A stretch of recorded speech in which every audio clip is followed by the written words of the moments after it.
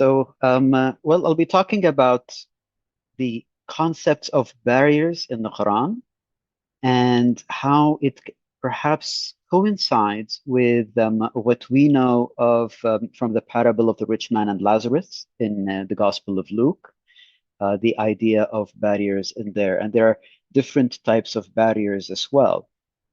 So, in general, when we're looking into the Quran, we see that there are basically two types of barriers that the Quran speaks about in terms of, the the afterlife. There is this barrier between the realm of the living and the dead, and there is the barrier between those who are in heaven and those who are in hell. Now, what is interesting is that these concepts of barriers that we do find dispersed in different parts of the Quran. It's not just in a single passage, but they're in different parts of the Quran, may actually share some motifs from the parable of the rich man and Lazarus. Now, we do know that the Quran is aware of some gospel parables. We do have, for example, several scholars have looked into how the Quran uses similar parables in terms of their phrases as well, as that we do find in the Gospels, including, of course, the parable of the rich man and Lazarus. So it's not just a matter of the knowledge of the parable itself, but the phraseology of that parable also has these parallels between what we find in the Quran and the Gospel narratives. Perhaps one of the most famous ones is the camel passing through the eye of the needle. So the Quran, perhaps, it could be one of those direct quotations in the Quran on that parable that we do find in the gospel narratives. And the phraseology that the Quran adopts is very similar to that of the gospel narrative as well, concerning the camel passing through the eye of the needle. But that is not the only parable in the Quran. Perhaps it's the most direct one, but it's not the only one that we find that the Quran is perhaps aware from the gospel narratives. So, for example, there is the parable of the wise and foolish builders. There's a passage in the Quran which says, "Is he who founds his structure upon piety and acceptance from God better, or he who founds his structure on the brink of a cliff that is about to tumble? So it tumbles with him into the fire of hell."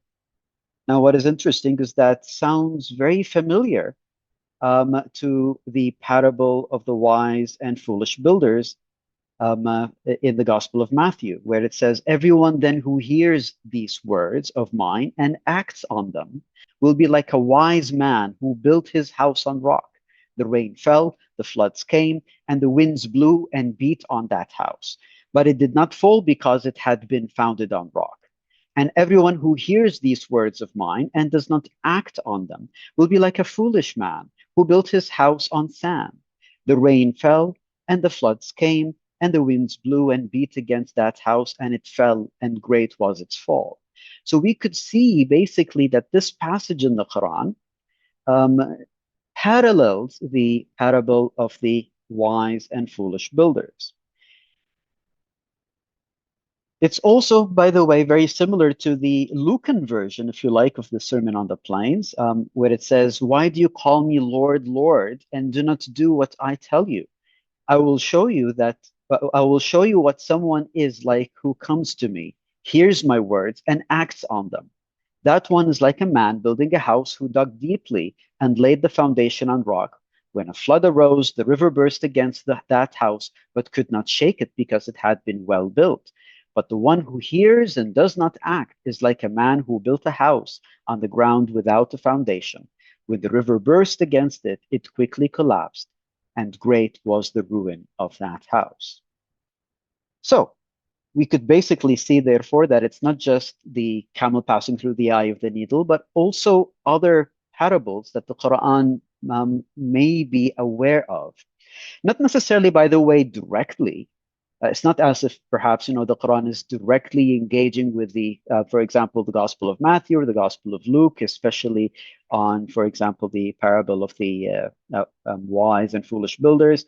But it could be based on some kind of an oral tradition that was circulating at the time during late antiquity. So let's move now to the parable of the rich man and Lazarus and see what that parable says and what motifs does the Quran actually acquire, perhaps, not necessarily directly from this parable, but either traditions that are derivative from this parable, or maybe even traditions that are we may call it a proto-tradition in which this parable is derivative of, and maybe the Quran derives it from a different branch of those proto-traditions. But let's look into what the concepts of barriers exist in the parable of the rich man and Lazarus. So the parable says, there was a rich man who was dressed in purple and fine linen and lived in luxury every day. And at his gate was laid a beggar named Lazarus, covered with sores, and longing to eat what fell from the rich man's table. Even the dogs came and licked his sores. The time came when the beggar died, and the angels carried him to Abraham's side. The rich man also died and was buried. In Hades, where he was in torment, he looked up and saw Abraham far away with Lazarus by his side. So he called to him, Father Abraham, have pity on me, and send Lazarus to dip the tip of his finger in water and cool my tongue, because I am in agony in this fire. And I want you to please keep that in mind, the idea of the rich man asking Abraham to have pity on him and to send Lazarus to dip the tip of his finger in water to cool his tongue. The response was, but Abraham replied, Son, remember that in your lifetime you received your good things, while Lazarus received bad things. But now he is comforted here, and you are in agony. And besides all this, between us and you, a great chasm has been set in place. So this is the first barrier in here. So there's this chasm between, if you like, the bosom of Abraham and where the rich man is. So that those who want to go from here to you cannot, nor can anyone cross over from there to us. He answered, Then I beg you, Father, send Lazarus to my family, for I have brothers.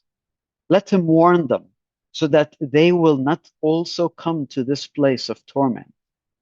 Abraham replied, They have Moses and the prophets. Let them listen to them. No, Father Abraham, he said, but if someone from the dead goes to them, they will repent. He said to him, If they do not listen to Moses and the prophets, they will not be convinced even if someone rises from the dead. So in here, there are two types of barriers, if you like. There's one barrier between the rich man and the bosom of Abraham. There's this great chasm in which nobody can cross over. And the other barrier, even though it's not explicit, it may be implicit, that perhaps that the people in the realm of the dead cannot go to the realm of the living, perhaps. So it's not explicit, but it could be implied. So when we look into the parable, we see that the rich man and Lazarus is unique to the Gospel of Luke. It's not found in any of the other Gospels. Lazarus was a beggar. He eats food fallen from the rich man's table. After death, Lazarus is taken to the bosom of Abraham, and the rich man is in anguish in Hades.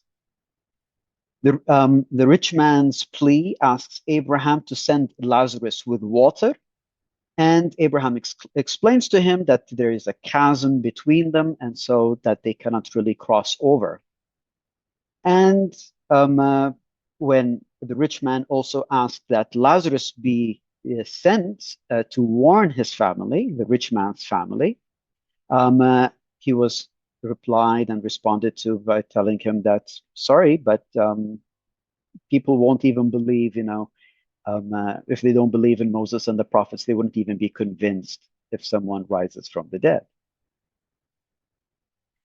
So we do see, therefore, um, two different concepts of a barrier. There's this chasm between perhaps those in heaven and those in hell, or in the parables language, in between Hades and the bosom of Abraham. And the parable also describes the futile attempt for the dead to return to the realm of the living to convince others to believe. Now, if we look into the word chasm, well, what's interesting is that the word chasm in the Greek, chasma, in here is actually a hapax legomenon. It's the only time ever used in the New Testament. Nowhere else is it being used in the New Testament. The Septuagint, however, does use it for the Hebrew ahat, which means a great pit. So it uses chasma for pahat, for the great pit that we do find in the Hebrew Bible. Nonetheless, it's a very rare term, even used by the Septuagint. Now, when we look, for example, into the Syriac translation of the chasm in Luke, it's hauta, and hauta means literally the deep abyss, and it is cognate to the Quranic hawiya. So a term in the Quran called hawiya, which means a deep abyss. It usually is understood in the Quranic language as the lowest depth of hell. So the Peshitta translates chasm with a cognate to this Quranic term. But let us look into the different concepts of barriers within the Quran itself. So in the Quran, there are 3 different passages that I've looked into which discuss the idea of barriers. So in one of the passages in chapter 7 of the Quran, it uses 3 different words for the barrier between those who are in heaven and those who are in hell. The word a'raf, which literally means heights, the word ghawash, which literally means covering, and the word hijab, which literally means veil. So all of these 3 terms are used within a single passage to discuss or to talk about a barrier between those in heaven and those who are in hell. Another passage in chapter 57 of the Quran talks about also a barrier between those who are in heaven and those who are in hell, but it uses the word sur, which literally means fence. Now, what is interesting is that in all of these passages, the Quran is using different words for barriers. It's not always the same word. I mean, even in chapter 7 of the Quran, even when it's talking about the same kind of barrier, it's using 3 different words for that barrier rather than just a single term for that barrier. Now, for the barrier between the realms of the living and the dead, the Quran uses the word barzakh, which is in chapter 23 of the Quran. So here is, for example, from chapter 7 of the Quran, where the term ghawash, which literally means covering, is used as the concept of a barrier. It says, hell shall be their resting place with coverings above them, and thus do we recompense the wrongdoers. And of course, the passage then continues. So I'm not going to read the whole passage, but just to highlight where the terms for the concepts of barriers are important. So the passage continues, and there will be a veil, a hijab between them. And upon the heights, al-a'raf, are men who know all by their marks. So the hijab here and the a'raf here is also this concept of a barrier between the people in heaven and those who are in hell. Now, what is very interesting in this passage in chapter 7 of the Quran, by the way, chapter 7 of the Quran is the same chapter which also has the familiar with the parable, with some gospel parables. So in here, what's very interesting is that the inhabitants of hell will call out to the inhabitants of heaven, of the garden, and asks them to pour some water down upon us, or some of that which God has provided you. And they will respond, truly God has forbidden them, both to the disbelievers. So we do see here a concept very similar to what we have found in the parable of the rich man and Lazarus, where in the parable, the rich man asks Abraham to send Lazarus to dip his fingers with water to put it onto his tongue. So here is the same idea that the people in hell ask the people in heaven to pour some water down upon us, or some of that which God has provided you. But the response was that it's not possible. Well, let's look into the other passage in the Quran, which also speaks of the barrier between heaven and hell. So it's in chapter 57, heaven and those who are in hell, and that there is this barrier or a sur between them. If you like, between the passage in chapter 57 and the passage in chapter 7 as well. So we can perhaps understand that the barrier is the same idea, even though it's using a different term, but the same idea of this having a barrier between those in heaven and those who are in hell. So, as I said, the idea of also pouring water is paralleling what we do find in the passage in chapter 7, which talks about different types of barriers or different terms for barriers, but the same type between heaven and hell.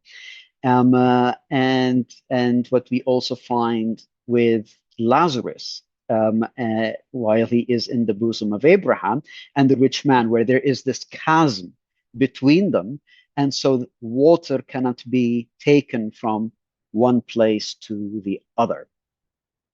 Well, let's move now to the barrier between the realms of the living and the dead. So the passage in the Quran says, till when death comes to one of them, he says, my Lord, return me, that haply I may work righteousness with regard to that which I left. Nay, indeed, these are words that he speaks, and behind them is a barrier. And the word here used is barzakh, till the day they are resurrected. So there is this concept of a barrier between the realms of the living and the dead. Now, of course, I'm not, again, not at all necessarily suggesting that this is something that the Quran is taking directly from the Gospels, but it is a shared motif that was circulating during late antiquity.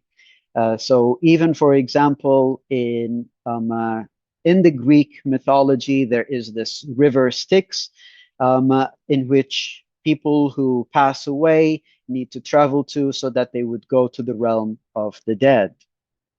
So these ideas, these concepts have already even pre-existed the parable of the rich man and Lazarus. So it's not as if it was started by it, but it even pre-existed. So these ideas of a barrier between the realms of the living and the dead pre-existed the gospel narrative. Now, how do we define barzakh?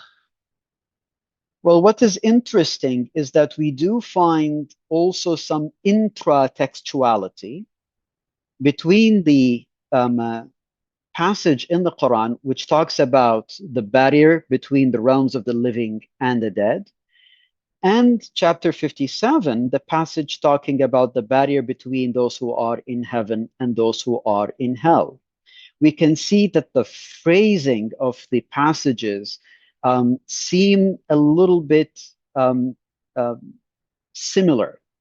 So, for example, the verse in chapter 57 says, "On the day when the hypocrites, men and women, will say to those who believe, 'Wait for us, that we may borrow from your light.'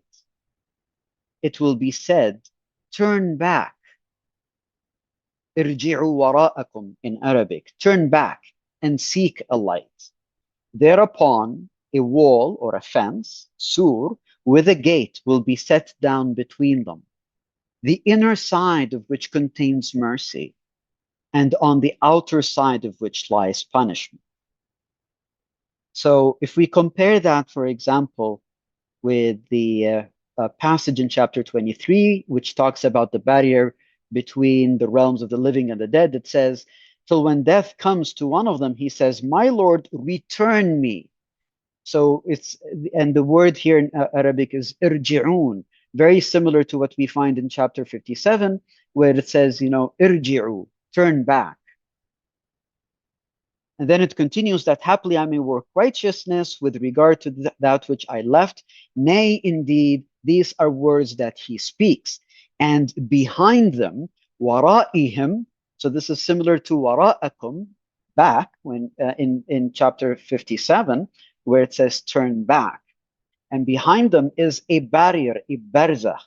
So just as there is this wall or fence in the verse in chapter 57, there is this barzakh in chapter 23. So we do see some kind of parallel language, if you like, which tells us that perhaps here the barzakh acts similar to that fence or that wall that we see in chapter 57. Now, when we look into some classical commentaries of the Quran, the classical commentaries of the Quran actually do see much parallelism in all the different types of barriers, even though they use different terms in the Quran, but they do see that they do parallel each other. So whether it's from chapter 57, whether it's from chapter 7, whether it's from chapter 23, all the concepts of barriers are found to be or are understood as similar or in parallel to one another, according to the classical Muslim commentaries. Now, what is the etymology of barzakh? Well, there is so much debate amongst modern scholars of what barzakh truly means. Some Muslim scholars believe that it could simply mean something similar to A'raf, which means a high plain or a high place.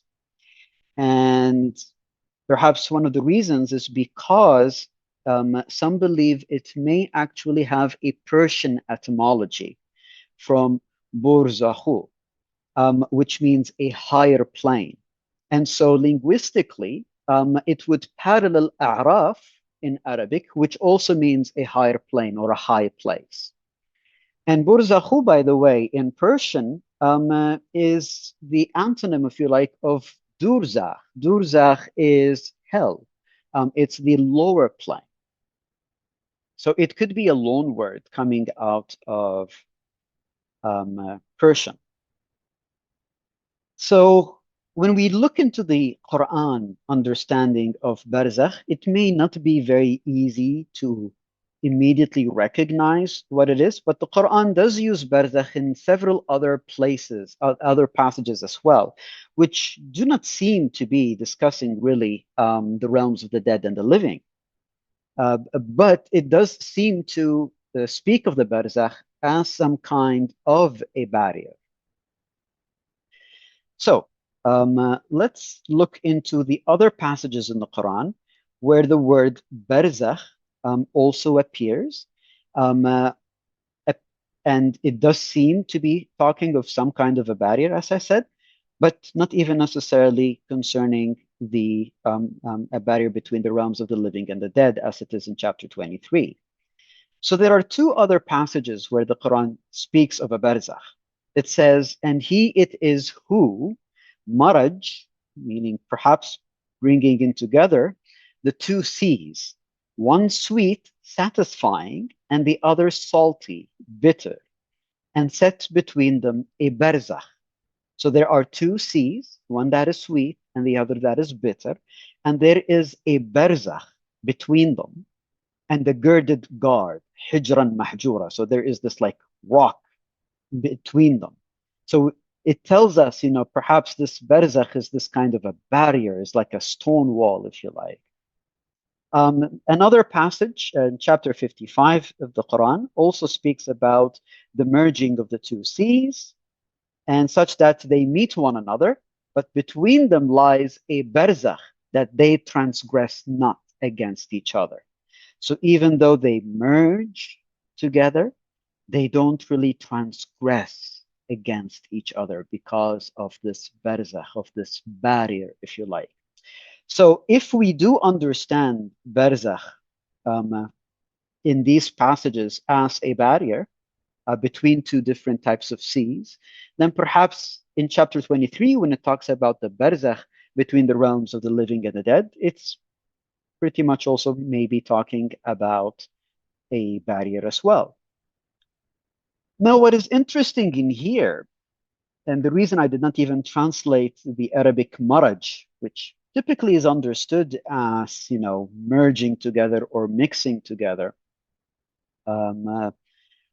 because it's very difficult really to understand what that word really means. Does it really mean mixed with one another?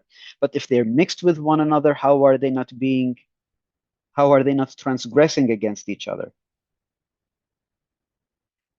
So because if they were truly mixing with one another, it means that there is no barrier, right? If they're already being mixed. But if there is a barrier, it means that they are not truly mixing with one another, that they are perhaps coming together. They're in confluence of each other, but they're not truly mixing with one another. And that is why there is this barrier, there is this barzakh between them, that they're not mixing with one another.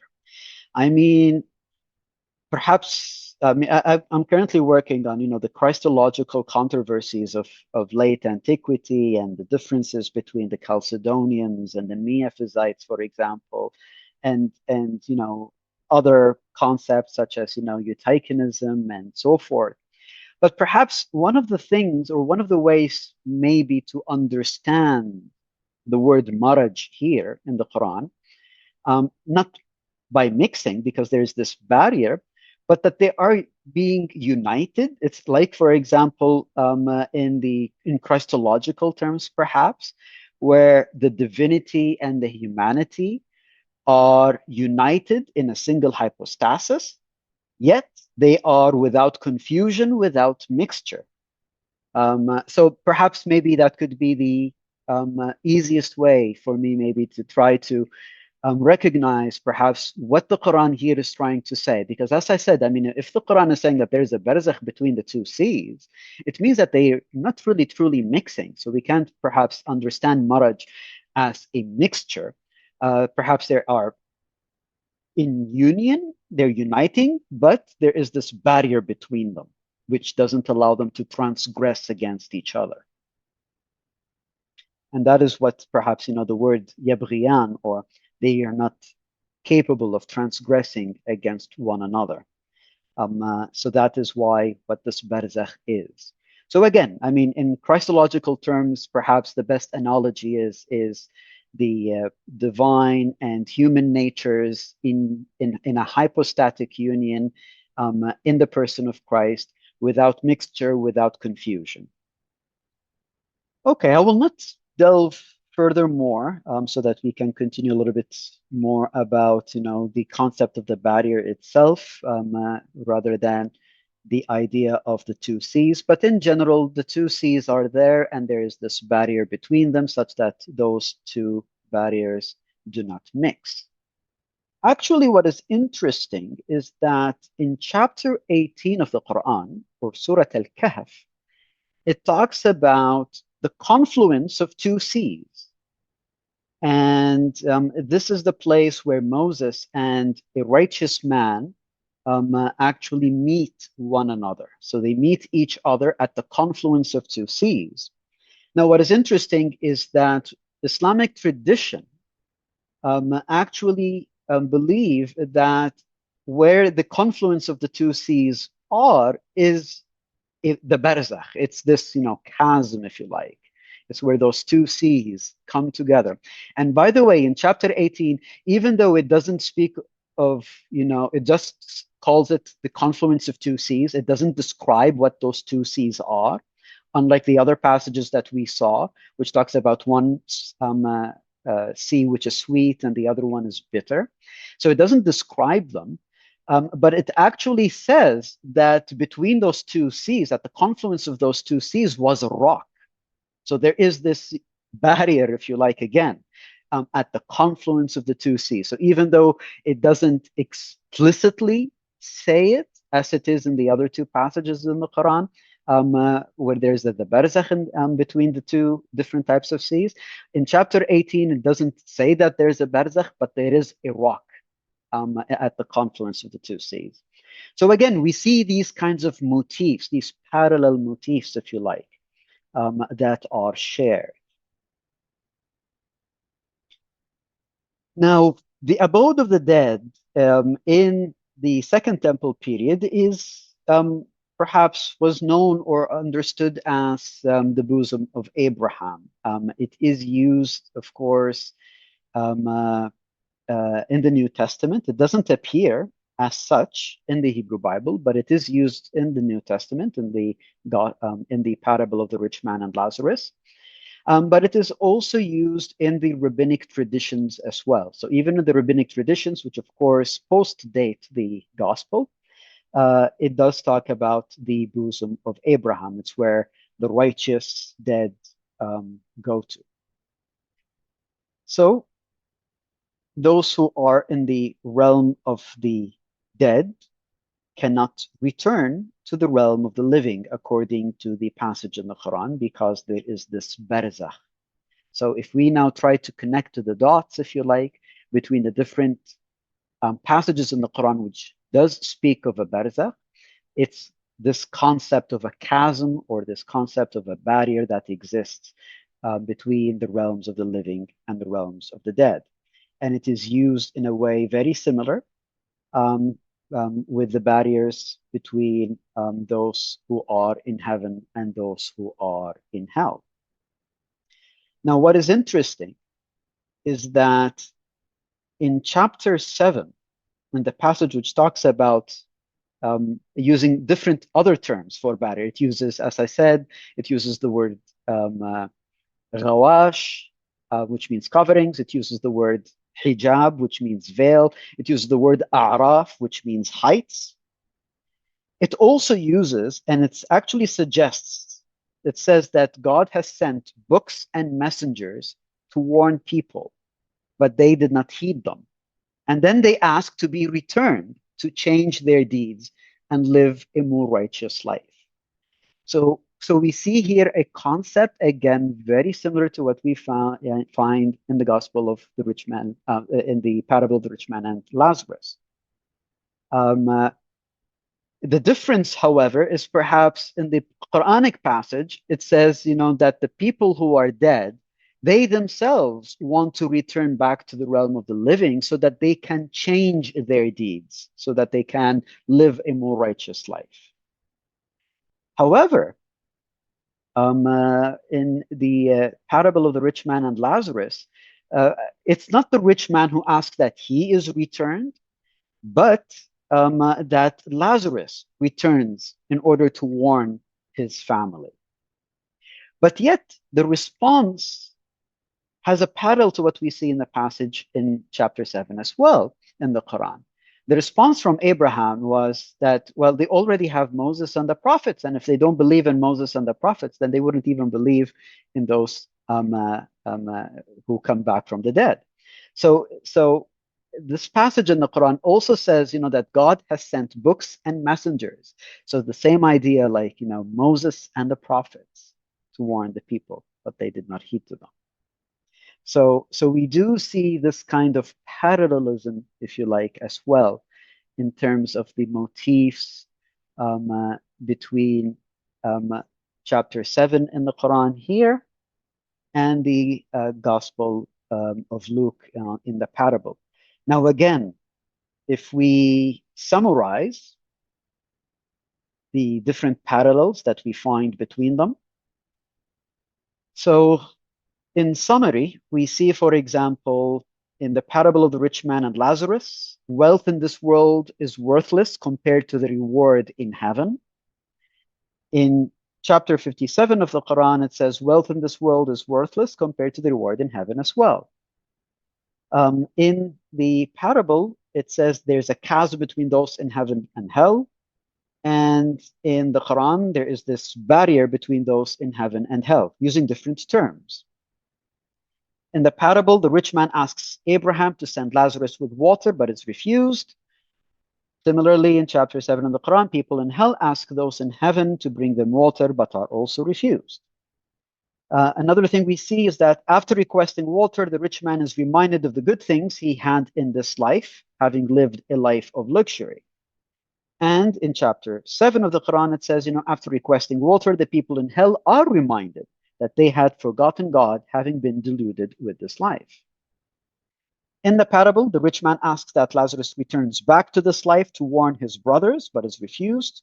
Similarly, in chapter 23, which also talks about the barzakh or a barrier, a dead person asks to be returned to this life, but is refused. And in the parable, after requesting that Lazarus is returned back to life to warn his family, Abraham states that the rich man's family already have Moses and the prophets, which we also find similar in chapter 7 of the Quran. So we do see these kinds of parallel motifs. Again, I'm not suggesting that it's a direct engagement with a parable, but there are shared motifs that the Quran is using that the parable of the rich man and Lazarus is also using as well. Now, if we try to understand the Gospel's message and its impact on understanding the Quran itself, well, the parable's focus is really on how we should live, right? So the parable of the rich man and Lazarus is not really talking about the details and eschatological details, like what's going to happen in the afterlife. But the main message is how one should live in this life. So it's really intended to be taken metaphorically or understood metaphorically. I mean, after all, it's just a parable. So if we do think, for example, that it is just a parable, then can we similarly say that of the same thing about the Quran, that it's really being used as a metaphor rather than being taken literally, that this is exactly what's happening eschatologically or between the realms of heaven and hell or the living and the dead. Now let's try to understand what perhaps is going on. So while the Quran uses the same phraseology in the Gospel's parable of the camel passing through the eye of the needle, which therefore many scholars have said that perhaps the Quran is truly engaging directly with that parable, we cannot really say the same thing about the rich man and Lazarus. And the reason is because the Quran is using different terms for those barriers. Even within the same passage, it uses different terms for those barriers. And it is dispersed in different passages in the Quran as well. So it's not just in one single passage, unlike the parable of the camel passing through the eye of the needle, but it's dispersed along many different passages within the Quran. So that is why we could say that perhaps the overarching motifs do exist in parallel, but we cannot really conclusively say that the Quran is directly engaging with the parable. So it's not exactly the same way how the Quran engages perhaps with the camel passing through the eye of the needle. So maybe what's going on is that the Quran is using common motifs from traditions that existed in late antiquity that perhaps extrapolate those ideas from the parable indirectly, or maybe even based on proto traditions that existed or pre-existed the parable itself. So to look at what I mean in simple terms, imagine that there is these proto traditions that even pre-existed the Lucan parable, and then we have the parable of the rich man and Lazarus. And there are these proto traditions concerning these concepts of barriers, whether between those in heaven and those in hell, or, for example, those in the bosom of Abraham and those in Hades, or between the realms of the living and the realms of the dead, in which the parable of the rich man and Lazarus is taking some of these motifs from those proto traditions that existed. And maybe what happened in that is that the motifs that now exist in the parable of the rich man and Lazarus itself gave to other traditions. So other traditions were derived from them. And that is what I could call, during late antiquity, tradition one perhaps was a derivative from motifs that has come from the parable of the rich man and Lazarus. Another tradition two also independently was a derivative of the rich man and Lazarus. And then another tradition three, perhaps, also a derivative from the motifs of the parable of the rich man and Lazarus. And then perhaps the Quran just engages with these three, and I'm not saying three exactly. I mean, don't take it literally as numerical. I'm just suggesting this as an example to explain that there could have been those traditions which themselves were derivatives from the parable, and they were circulating during late antiquity, and the Quran was perhaps taking these motifs from these traditions. However, that is not the only line of transmission that is possible. Another possibility is perhaps during late antiquity, there is this tradition one, which is a derivative of the parable, and also a derivative of proto-traditions that existed or pre-existed the parable. And maybe tradition two in late antiquity was not even a derivative of the parable itself, but a derivative of a proto-tradition that pre-existed the parable. And the same thing, for example, with tradition three, again, not a derivative from the parable itself, but a proto-tradition that pre-existed the parable. And perhaps what the Quran is doing is just engaging with all of those traditions circulating during late antiquity, perhaps some of which were derivatives of the parable, but perhaps others were not, and they were only derivatives of the proto-traditions to which the parable itself is a derivative from. So in conclusion, so while the Quran does not directly refer to the parable of the rich man and Lazarus, it does appear to use certain motifs of the parable in different parts of the Quran concerning the concept of a barrier, whether it's between the living and the dead or between heaven and hell. So this suggests that this notion might be part of existing traditions within late antiquity that existed, with which the Quran perhaps engaged with, perhaps indirectly with the parable. Some of those may even be coming from derivatives from a proto-tradition that pre-existed the parable itself. And this is especially perhaps the reason why in the Quran we find different terms being used for the barrier, and it is being dispersed along many different passages rather than just a single passage. In other words, if the Quran was engaging only with a single tradition, then maybe we would have expected that the Quran would have always used the same vocabulary, the same term, and perhaps have done so in a single passage. but that's not what we see. The Quran uses different terms and it's dispersed in different passages. So maybe the Quran is engaging with many different traditions that were circulating during late antiquity concerning the barriers between heaven and hell, or between the realms of the living and the dead. Well, that is all. Thank you all very much for your kind attention.